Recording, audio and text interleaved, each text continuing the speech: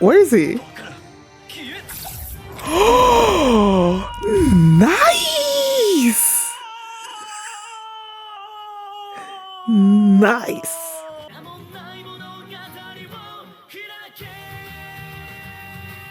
Hey everyone, I'm going to react to That Time I Got Reincarnated as a Slime, episode 11.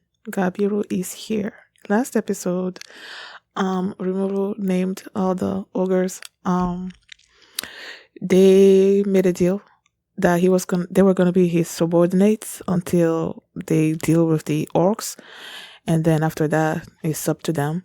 Gabiru is the prince of the lizardmen, I guess, and he's making his way toward the village to require assistance because the orcs are on their way to attack the lizardmen and everything. So yeah, that's what happened last episode.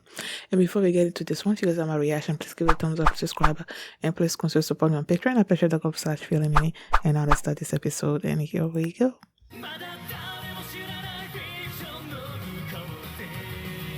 What I'm loving about this show is, first of all, how funny it is.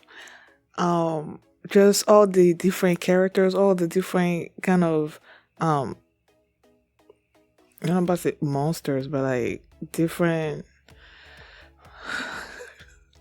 races doesn't sound right either. Like all the different types of people, I guess, in this show.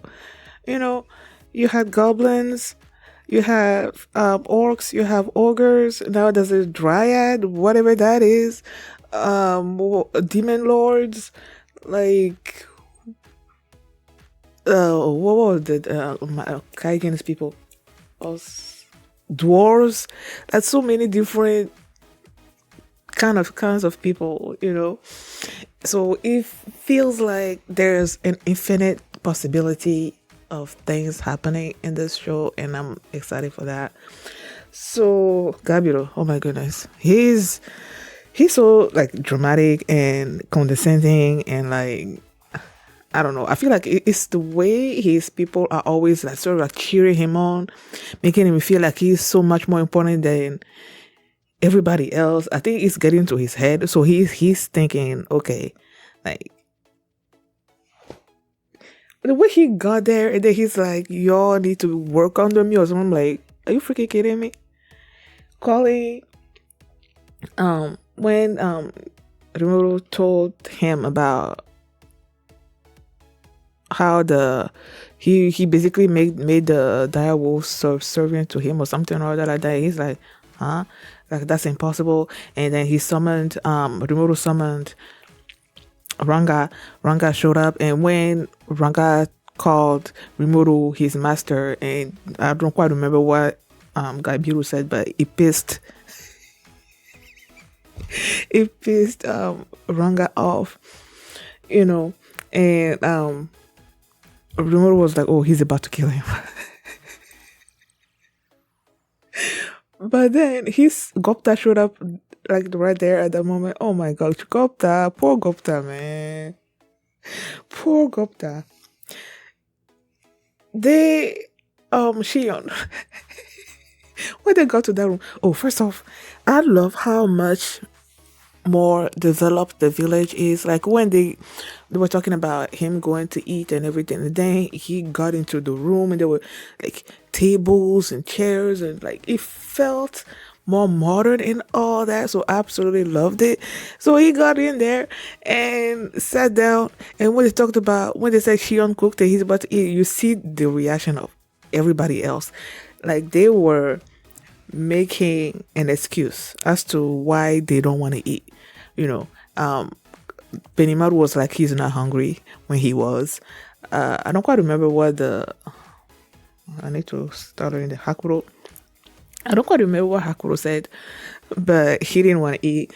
Soe just like multiplied himself. He's like, oh, I need to go, you know, be on the lookout. So it's like everyone was making an excuse not to eat. And you knew exactly why they were doing that, because you knew that food was not going to taste good. And she came out with this purple blackish looking thing that has this sort of like face in it. And even the gray sage started talking about, I'm like, if you see something that has also 3 points or something or other, I'm like, what the heck are y'all making this so, I don't know. And then Ribun was like asking the gray sage to help him. And when the great sage was like, if you put the guy into your mouth at a certain angle, you're not gonna die. I'm like, what the heck? First off, he didn't even need to do all of that, right? Like, if he, in his human form, he can taste stuff. In his slime form, he cannot. So everything will be tasteless. So he could have eaten that without, tasting anything, you know. But either way, he was about to do the angle thing, but then Gupta was like, it went into Gupta's mouth. Poor Gupta, just like on the floor, and they were like, oh, he's dead. I knew he wasn't, you know. So when he showed up there, and after that, he showed up, and Rimuru was like, oh, you're not dead? You're alive? And he's like, yeah, I'm alive. And that's when the Great Sage was like, he learned poison resistance or something or other like that after that. So yeah, so when Gupta showed up, and that's when Ranga was like, okay, Gupta, come over here. You face that dude. When he told him to face him, and in Rimuru's mind, Gupta was gonna, he was gonna be defeated, and then the others were gonna take revenge or something or other like that. In my mind, I'm thinking, okay, this is what I'm thinking Ranga is thinking when he said that. This Gabiru showed up, started humiliating my master. So I'm gonna choose one of the weakest people in my tribe or whatever to face you, so that when he defeats you, you will be humiliated. Basically, that's what I'm thinking Ranga is thinking, So Gupta got there, and then he's like, huh? Should I be doing this? Ranga promised him something. I don't quite know what that was. I don't know if it was when they were throwing him in the air, if that's what the promise was. They didn't actually specify it. And then Rimuru like, if you win, I'm gonna make Kurobe. I'm gonna make Kurobe make you a weapon. And then, but then if you lose, then I'm gonna make you eat Shion's food. And that's the thing that got him even more fired up, And I love how he defeated Gabiru. Like, he just like into the ground, came out the other side, and then like knocked him out. I always wonder how they summon the wolves. Like, Ranga was not there to be seen until Muro called him, and then he came out of the ground, the shadow, and then talked to Gabiru. And then in this particular case, when Gupta was facing Gabiru, he went under there and came out. So I'm like, okay, who exactly has the ability? Where exactly are the dire wolves? Where exactly are they before they get summoned? Because when you look at the village itself, you're not seeing them running around. Like, I'm not seeing any other wolves running around, in the village. It was just the goblins and now the ogres, And then they summon Ranga. So where is Ranga in the meantime? He has to be close by for when Rimuru calls out to him for him to come out, right? I don't know. And when he comes out like that, whose ability is it? Is it the goblins' ability? Because they also summon them. I don't know. I just want to know how that works. I think on the Rimuru called what Gupta did shadow movement. I think that's what he called it.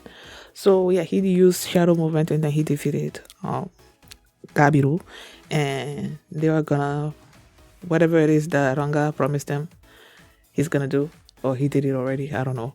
And then they're gonna make him his weapon, and yeah. So after that, Rimuru just told the other lizardmen there to go. that they will help with the orcs and everything, but they're not gonna work under Gabiru. And then they left. And then they were having this sort of like a round table. I'm like, oh my gosh. I don't know, for some reason I absolutely loved it. It was Rimuru sitting sort of like at the head of the table and everybody else around, and they started, basically devising a plan, talking about the orcs and everything, and how they had 200,000 of them. That moment when, excuse me, after Kaijin mentioned the fact that all these orcs cannot be, they're usually sort of like unorganized, so there has to be someone behind them. And then that moment where Rimuru was like, could he be a demon lord? Just the way they framed it, it felt menacing and so cool at the same time. How he's looking for Leon, I believe, who's the demon lord. So the fact that he mentioned the demon lord and then they framed him like that, I'm like, ooh, ooh, ooh, ooh, ooh. So excited. What else? Shion and the princess, what was her name? Shuna. They were fighting over Rimuru at one point.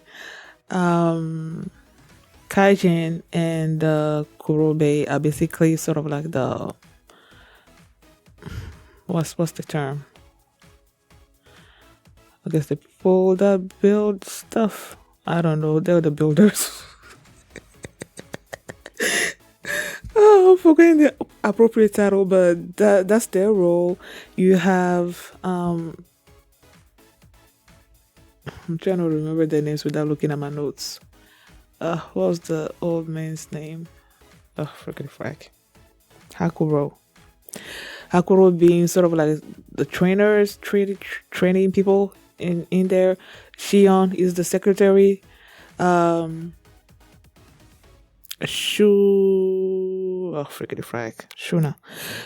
is making some clothing. They made a loom for him, and he is making some clothing out of that, made of something silk, made of some kind of silk that has magicals in it, so it'll be good for protection, I guess. Soe is the lookout, and he clearly can also fight. Like, all of them can fight, so it's like, I don't know. I'm trying to remember what else happened this episode. Yeah, I guess that's all. Basically, that's all that happened.